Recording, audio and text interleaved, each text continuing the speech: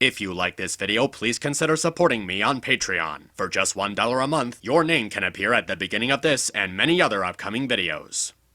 See how shy I am? I talk to animals, I want to marry Discord. Man, this fan service is just getting annoying. Oh no. Yes! Yes! Yes! Yes! Oh, I'm happy now. I am happy. Okay. I'm happy.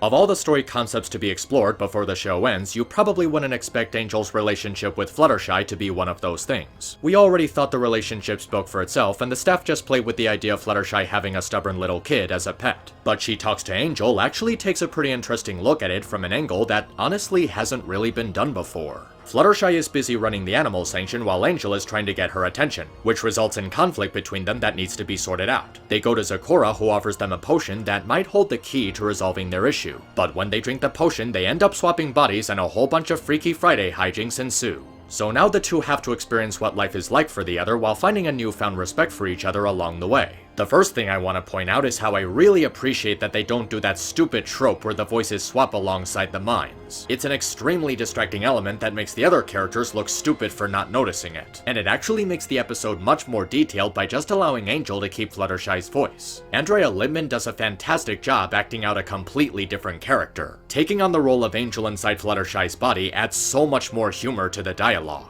And she manages to make the role swap convincing because of just how well she plays off Angel's personality. She has the same voice, but speaks in a very different tone that matches Angel's self-centered attitude, really selling the idea of him being in her body. It's an incredible take on the body swap trope, where the voice is part of the body but the manner of speaking is part of the mind. It allows Andrea to keep her normal voice while also acting out the speech pattern of a different character, making the performance much more memorable. And it also makes sense that they go this route since Angel doesn't exactly have the ability to talk. They're able to stick to a temporary one-time thing while keeping it consistent. And honestly, Angel acting all evil in Fluttershy's voice and body is so menacing and funny at the same time that it really makes the episode so much more fun to watch. There's also some really nice detail in the animation, adding to both the story and the expression of the characters. Seeing Fluttershy with messed up hair over time really adds to how overwhelming her occupation can be. And seeing how she's still able to handle it with such a level of patience is really commendable. And when Angel gets exhausted and limps while in her body, the pose resembles that of a rabbit. That's a fantastic level of detail. There's also the fact that they actually address the whole herbivore and carnivore thing going on at the sanctuary, so it gives you a better idea of how exactly Fluttershy runs things and keeps it under control.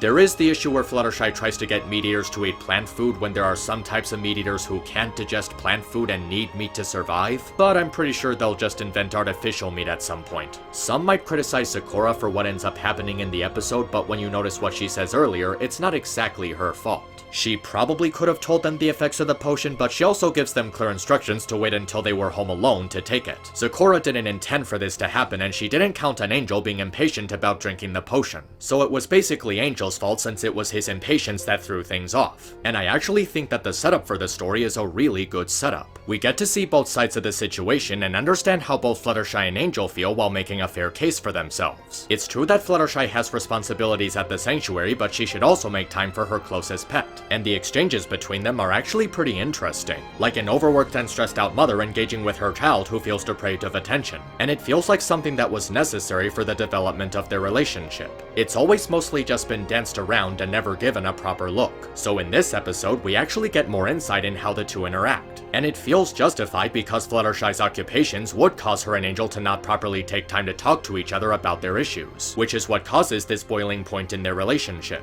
And the best part is that they managed to keep Angel 100% in character while also making him redeemable and sympathetic. His behavior is nowhere near as overplayed or needlessly cruel as it was in putting her hoof down, and the episode also gives us more insight into his character, making him more three-dimensional. After years of nonverbal communication with anyone other than Fluttershy, it makes sense for him to feel so open and careless with his newfound ability. He's able to express himself more openly while showing signs of both excitement and relief, so he must have had a lot bubbled up inside him all this time. It actually indicates a rather dark detail about Angel's situation, how in spite of being smarter than other animals, he can't actually talk to anyone intellectually, including other animals. It would actually help to explain why he's so dependent on Fluttershy, because without her, he literally can't interact with anyone. But now he can do it without Fluttershy, giving him a sense of independence he's always longed for. And it also gives us a broader idea of Angel's mannerism since he's no longer being held back by any handicaps. He comes across as really sassy and spoiled, but because of how the story is set up, his attitude makes sense. He feels disappointed and angry that someone he's really close to isn't making time for him. He ends up feeling lonely and neglected and just wants her attention. And because of all the time he missed with Fluttershy, his frustration would naturally build up, which would explain some of his more careless decision making. And it highlights how in spite of his spoiled behavior, his redeeming feature is that he truly and deeply cares about Fluttershy. It's a factor of his character that usually gets overlooked, and I appreciate that the episode pointed it out.